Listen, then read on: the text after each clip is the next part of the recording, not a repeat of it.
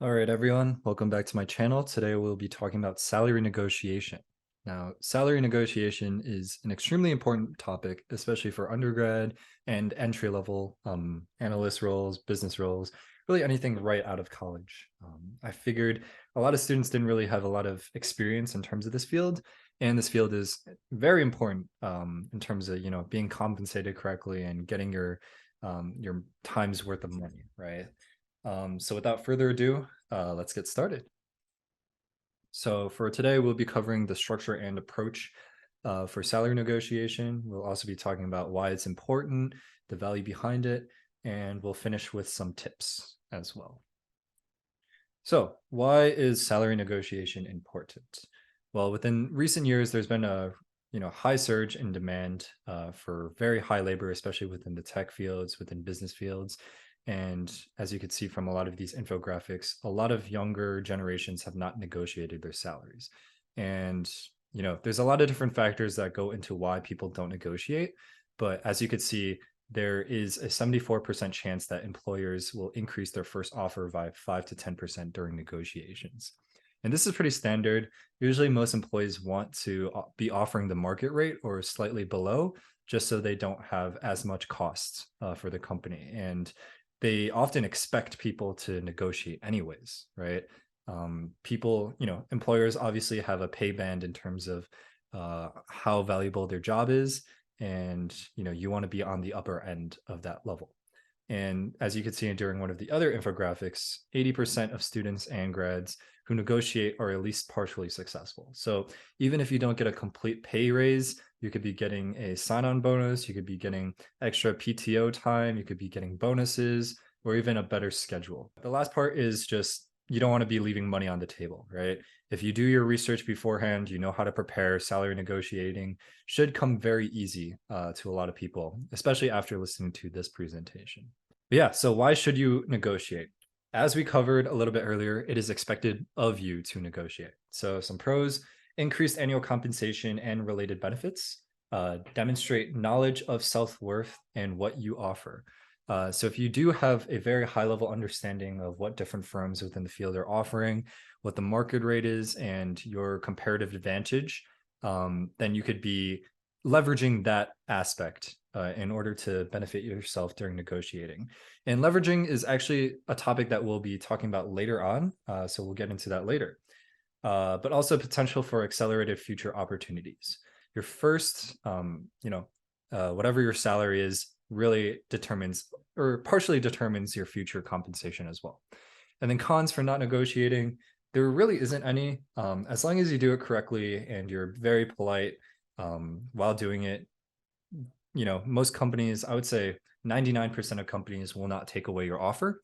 And the only other con is that you're losing out for the potential for a higher annual compensation. So now let's talk a little bit about when to negotiate. You have another offer in hand. So this comes during, for example, internship season or when you're applying for full-time jobs. A lot of different companies want you, right? So let's say, for example, company A is paying you 30 an hour, and then company B, which is the company you prefer, they have better career growth opportunities, they have better culture, etc. They're only paying you, like, for example, 28. So now you can negotiate with company B and you could ask them for a pay raise. You'd be like, hey, this other company is paying me $30 and I really like to work at your company. I think you have an amazing culture. And if you were able to bump up my pay to 30, then I would happily sign right now. Something along those lines. We'll talk a little bit more about structuring later. Another aspect would be, clearly defined value for your organization. So if you come in with years of experience, you could do something that no one else can, and the company knows that, you should be negotiating because you are the one in position of power. So that's your leverage right there. Leverage is basically a definition of how much power you have, right? So if you are the only one on the market that could be doing this skill, like let's say you're the only person that can be making YouTube videos, right? A bunch of different companies want you, so there will be a higher demand for your skill because you are one of the fewer people that has that skill. And so when should you not negotiate? Negotiating is relatively harder when your expected salary expectation is higher than the given. And then another thing is no justification. So if you are just negotiating for the sake of negotiating, you don't really have a strong stance, you haven't done your research, and you just say, hey, can you bump me up 10%? Most companies will probably not go with that, just because there isn't a strong reasoning to give you more than you deserve, right? And then the last thing is, this is the best offer. So if a company comes to you with a very strong offer and they say upfront, this is the best offer, I would say 95, 99% of the time, they are not lying. They will not negotiate their compensation with you. One thing that they will negotiate, however, would be like paid time off, or other benefits like a sign-on bonus or something along those lines, right? This is just a statement. I think a lot of companies have been using this recently in terms of just saying upfront that this is their best offer. And so keep that in mind. It really depends from company to company. The situation does matter. So if you do have someone from the same company, talk to them a little bit and learn more about how that company approaches negotiating. And so general rules of the road: likability and professionalism is key. So know who you're talking to. You could be talking to the HR, you could be talking to someone super high up in the company, and you want to be gearing your responses towards what the other person is in their respected field, right? And the first part, likability and professionalism, is also key. You want to be presentable. You should not be arrogant. You should not be demanding for all this. It's actually more favorable in your interest to be polite and agreeable in terms of negotiating, right?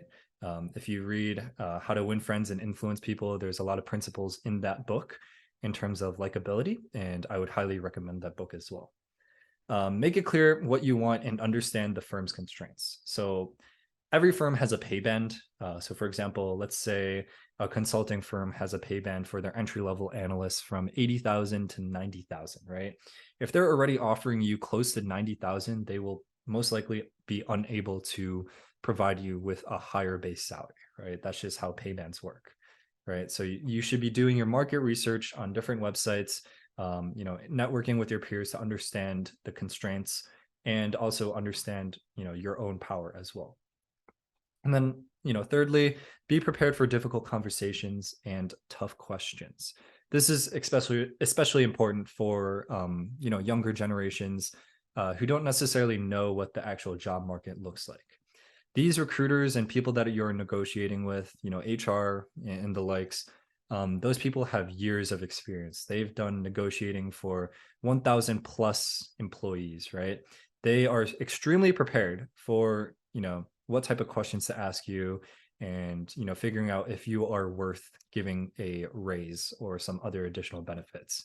So try to think of those questions ahead of time, right? Some common questions would just be, why are you deserving of this raise? Like, how long are you staying at the firm, and etc. And then lastly, remain present, but don't be afraid to walk away. Um, you know, this goes for any single field, but respect your own boundaries, respect what you value. If the firm isn't, or if a firm or company is not giving you what you want, be polite, be cordial, and just say, hey, I really appreciate the offer, but this does not match with my expectations, and unfortunately I will not be able to accept this offer. Know your worth. And so now, market value and leverage. So we kind of touched upon this in the past couple of slides, but know your market value. So there's a couple different things, especially for college students, in terms of understanding your own personal value. So education, which college did you go to? Which major are you enrolled in, right? So some colleges that rank super highly in, for example, a business field may not be ranking so highly in engineering, right? So if you're an engineering student, that's something that you have to look out for. Past experiences. So this could be research, this could be your past jobs, your past internships, maybe a couple of personal projects that you've worked on, or even, for example, your own website or some other experience that you've had in your professional career. And then also extracurricular activities could be something as well. So if you're a very strong applicant in terms of you're the president of like 3 different clubs, you're a career ambassador, and you have a bunch of extracurriculars under your belt that demonstrate leadership, this could also give you some leverage in terms of your experience and how qualified you are compared to other applicants that are applying for the same job.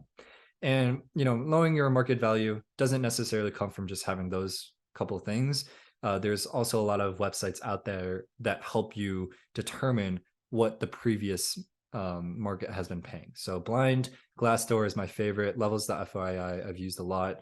Payscale.com and Salary.com all have past histories of compensation rates at different companies at specific levels as well. And then also, what is my hourly rate? What should I be paid and what can I be paid? So determining that level will also be extremely helpful as well. And then lastly, understanding the leverage you have. So competing offers, we touched upon that earlier, professional market value, and your future potential. Future potential is definitely one of those things that you have to think about yourself in terms of how you compare with your peers, what your level of skills are, if you have like any certifications or any other qualifications that make you more competitive than other candidates. And also job seeker versus employer market. So this is very specific towards whatever economic situation we are in. In a very good economic situation, like a bull market where the economy is doing very well, employers have a lot of additional money to be basically getting more candidates and more employers into their firm, right? So think about the tech market within the last like 10 years, right? Around 2015, we were in a very good economic condition. So a lot of these companies that are very tech focused will be hiring a lot more employees because they want to be growing. Whereas recently during the recession, we're more in a employer market. So the employer has more control. As you could see with past layoffs at like Facebook and all these other big tech companies, they want to cut back and they don't want to spend as much money. So for a lot of people, this could mean that right out of college, they are going into an employer market and they won't have as much leverage. But for other people, the market could be booming, and you'll have more chances for using your leverage and creating higher base compensation rates. And now we're going to talk a little bit about the approaches. So the first approach we've talked about a lot, competing offers. So competing offers is the strongest in general. It's when you have many offers lined up at the same time and you're able to leverage the highest one to get other companies to reach that rate or even go above that rate. And then market research is the other one. So we also touch upon this, but using those different websites like Glassdoor, Levels.fyi, and such in order to really understand what the current market looks like and what your expected salaries are. And so competing offers, the definition is employment opportunities from multiple organizations of comparable value. So in the consulting field, think, for example, Deloitte versus PwC. If you have an offer from both, that's what competing offers are. So some factors to consider while choosing between your competing offers. Obviously, salary is one very important thing. Another thing would be personal preference, right? A lot of people within undergrad really prefer having a brand name on their resume or going to a brand company just because it's a little bit more prestigious, right? So that might be one factor to consider. And then salary and stock options, right? Salary is your base rate that they give you bi-weekly or whatever schedule the company decides to pay you. Stock options are when the company gives you stock for in order to incentivize you to stay and also promote your own growth within that company, right? And then there's also other benefits, so your 401k retirement, sick and vacation policy days, wellness stipend. So for example, at Deloitte, every single employee gets $1,000 to focus on their health. There's also cultural fit there's also company culture and fit. And finally, there's also opportunities for career advancements. So all these different factors are something to consider from a firm. When you start doing research into what type of job you want to go into, there's a lot of great resources online and just networking with people to understand all these different factors within a certain field, right? You want to have a very good understanding of these types of things before you start negotiating, even before you start applying during the interview process as well. Next up, market research. So market research is just leveraging personal and professional resources for negotiating, right? So general guidelines, understand your market value, know what you want, come prepared, and sell yourself. I think this is one of the more important things.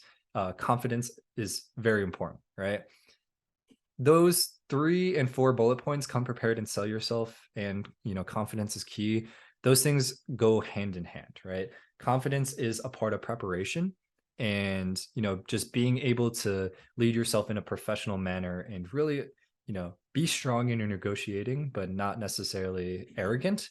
I think that's one very important factor in terms of successful negotiating.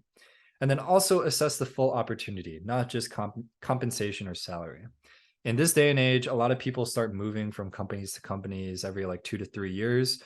So just because you have a lower salary or starting salary compared to like some of your peers or what you expected doesn't necessarily mean it's the worst. Just because if that company is, very large, very successful, there could be a wide variety of people that you could talk to within that company to advance your own professional skills as well. And so with this, now we're going to go into an email example. So let's say a company, gets back to you and they say, "Congratulations, you got the job. We're excited to, have you start. The starting rate is 20 an hour," right? If you're not excited about the 20 an hour and you're looking for a little bit more, this is a type of email that you could write. So as you can see, whoever wrote this email is very experienced. They're being very cordial. They're very professional as well. And they also mention their skills, experience, and market research. So within that section as well, this is a little bit more condensed. I think being a little bit more detailed in terms of what your skills, experience are, that varies from candidate to candidate, but writing about those skills more would be favorable compared to this email.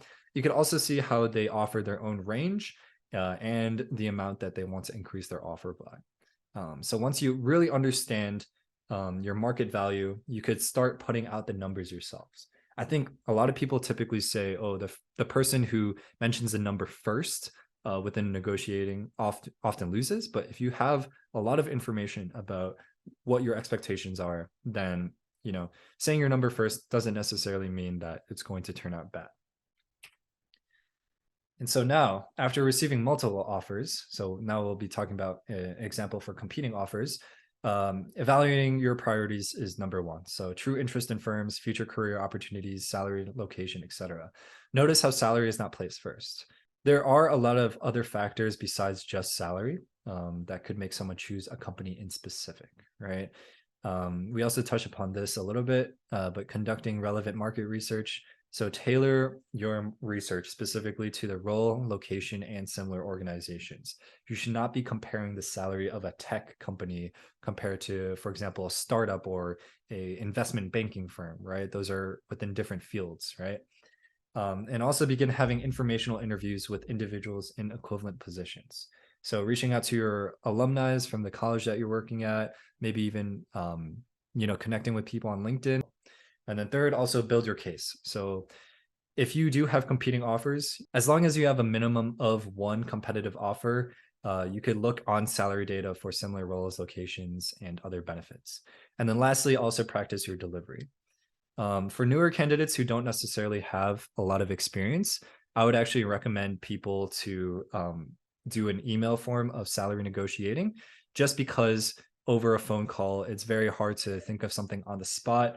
If they ask you a question that you don't necessarily know the answer to, you could take some more time to think about it and structure your response over an email, right? That's one tip that I have. And now, final words of wisdom. These things reign true for most things in life, but for salary negotiating in specific, be likable and remain professional at all times. And then don't negotiate simply for the sake of negotiating. Also, maintain a sense of perspective, right? Salary is not the end all be all for work. If the company is giving you a lot more benefits in terms of career growth, opportunities, perhaps it could be good to just not negotiate in that sense or put salary as a lower priority, right?